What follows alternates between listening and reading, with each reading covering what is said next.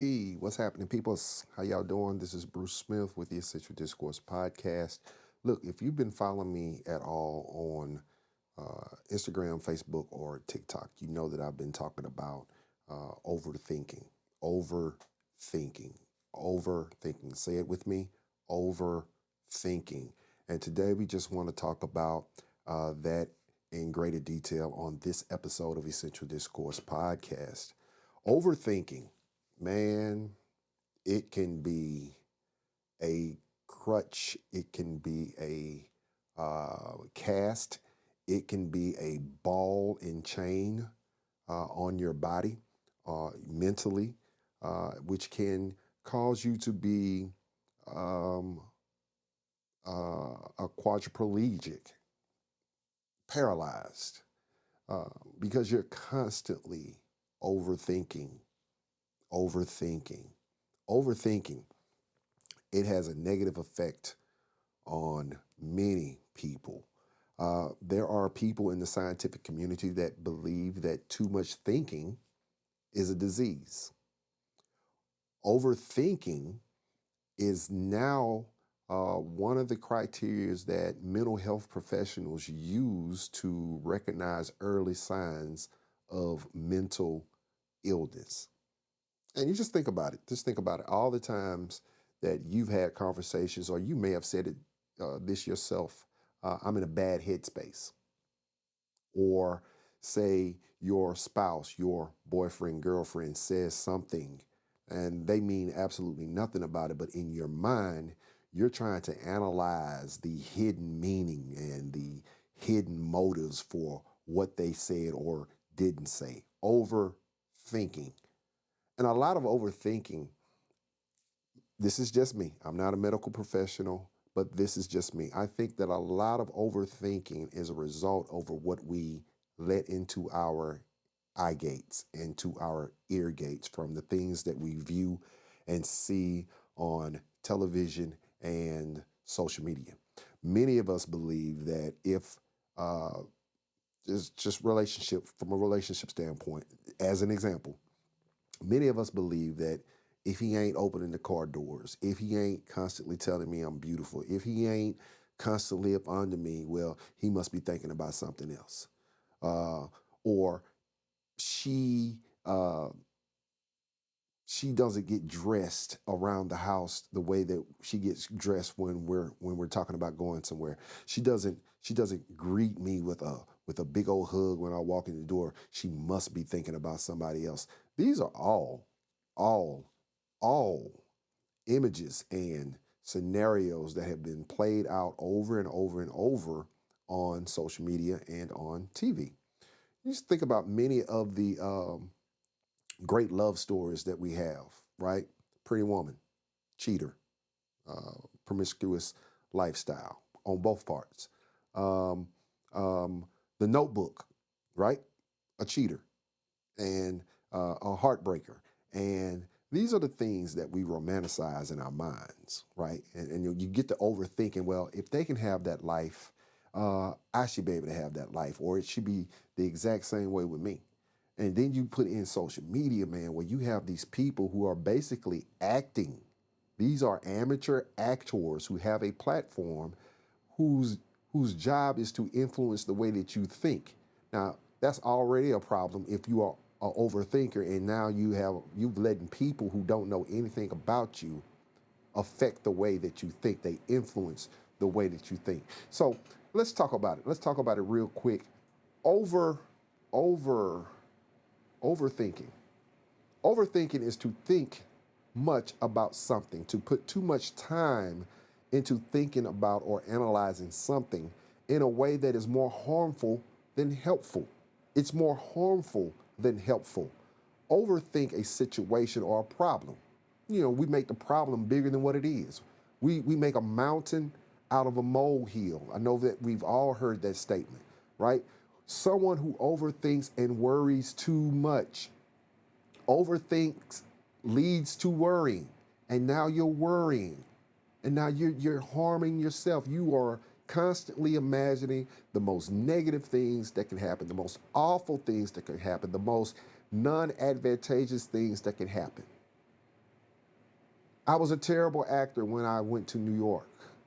So I'm going to be a terrible actor in Chicago, in Austin, in um, Arizona, because it happened to me once and I had a negative experience. It's going to happen again. And I just keep thinking. I keep thinking about it. And I put too much thought into that instead of just having a bad evening. Which brings us to, current events. The presidential debate, not too long ago. Joe Biden had a poor performance. He had a poor performance, but Joe isn't overthinking it. The media and potential supporters are overthinking that. He had a bad performance. It happens. No athlete anywhere on earth, whether it be soccer, tennis, basketball, football, baseball, cricket, crocheting, badminton, pickleball, no athlete has a A+ game every time out. Michael Jordan missed. Kobe missed and laid some eggs. Shaquille O'Neal, he missed. Charles Barkley, he missed. This kid now, Anthony Edwards, he didn't have a good series. He didn't have a good night. Most nights against Dallas in the playoffs. But does that make him any less of an effective or great basketball player? No. But you know what? If he overthinks it, now his confidence is shot. And that's what we do as individuals. We give too much attention to the negative stuff. We give too much attention to the things that we can't control versus the things that we can control. And it's sad. It's sad. So what causes this action of overthinking? I think it's fear. It's fear. It's fear of failure. It's fear not being accepted. The fear of being rejected. It's fear. It is fear. Plain and simple. I think we are afraid of not being appreciated, not being valued because of, like I said in the illustration that I gave you earlier about the debate, one bad performance, one mistake, one misstep. And now we think that we're being judged by that for the rest of our existence. In the military, we used to have a saying that I used to think was true. You can do 99 things well and do one thing bad, and that's what they're going to slam you against the wall for. Now, that was true. That was true amongst poor leadership. But I can't control poor leadership. I can't control poor leadership, but I can control me. I can learn from that mistake and not make the same mistake again, right? So the results of overthinking are you miss opportunities because you're so stuck up here. You miss opportunities. You miss opportunities to do things that everyday people would probably kill to do.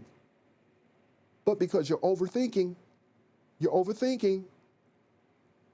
that opportunity passes you by. And who's to say that opportunity will come back into the arena of your life? But you're overthinking.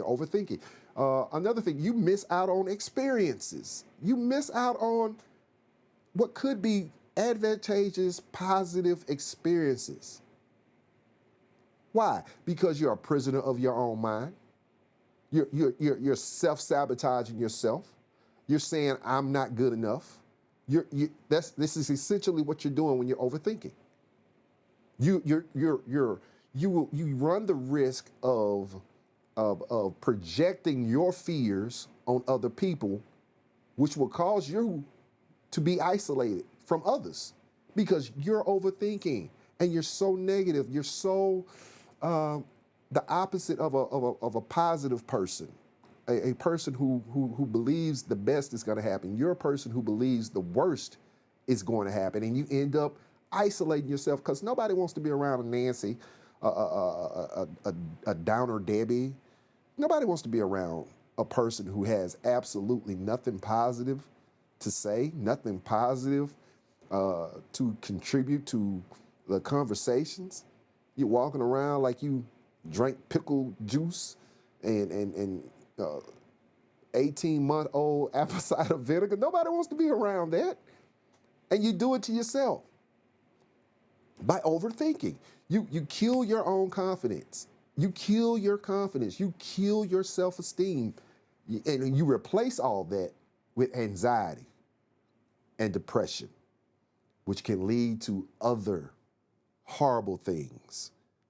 These are the results of overthinking. These are the results. These are some of the few results of overthinking. And overthinking, man, like I said earlier, it's dangerous. It is a dangerous, dangerous, dangerous game that has very real consequences. And one of those real consequences, I talked about it briefly earlier, is isolation. Human beings are not designed to be alone. We need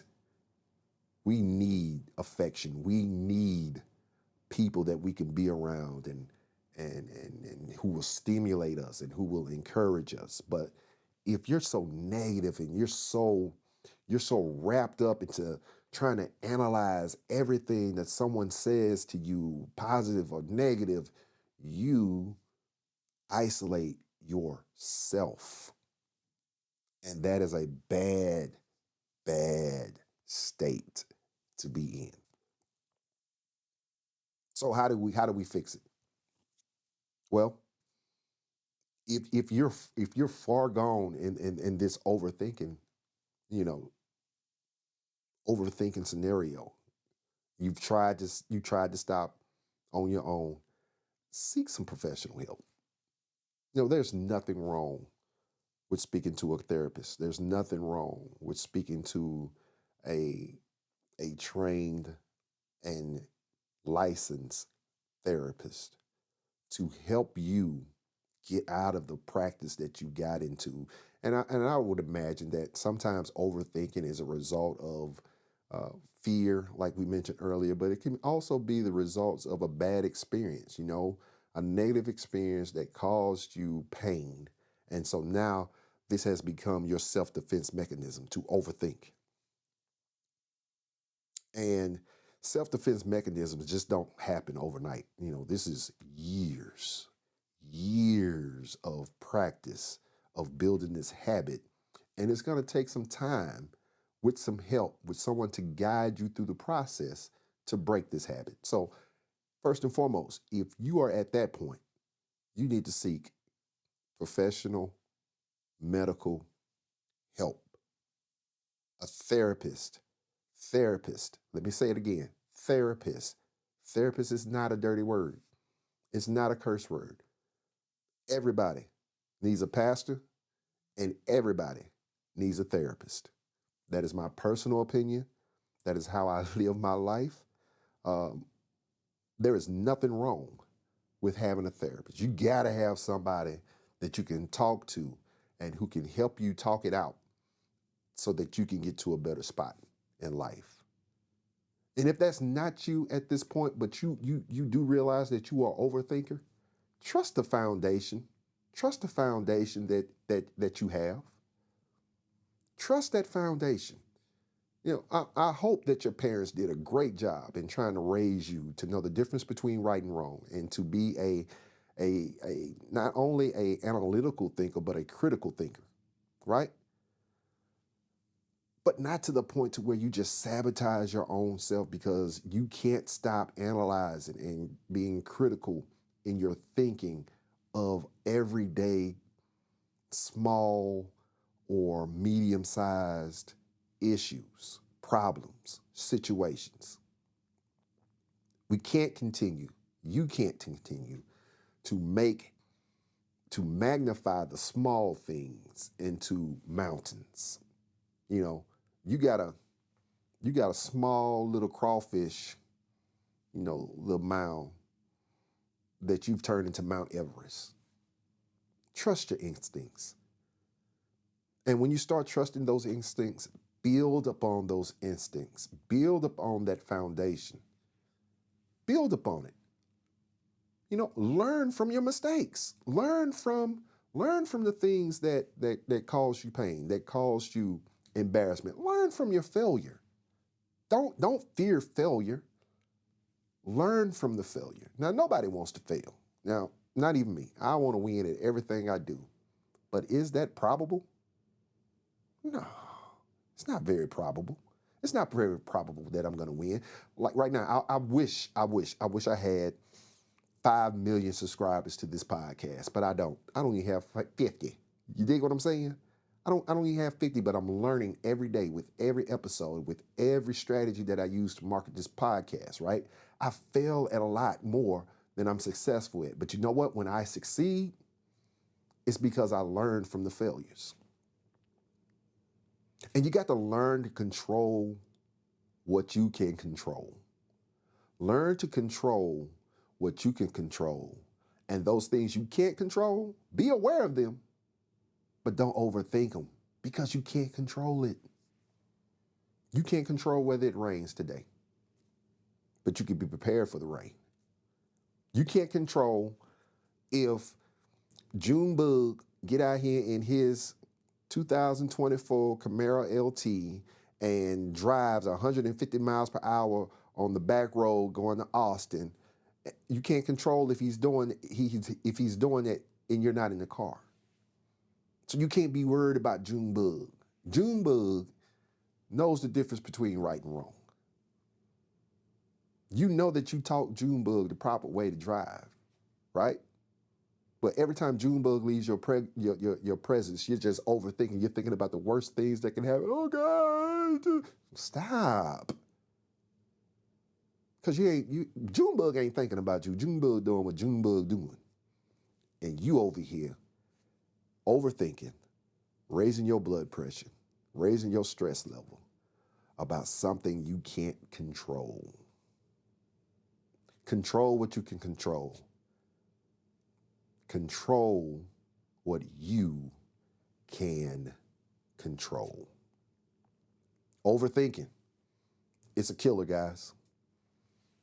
It's a killer. It's a killer of dreams. It's a killer of self-confidence. It's a killer of motivation. It is a killer. It is a killer. It is a killer of everything that makes human beings the dominant species on Earth. It kills your desire.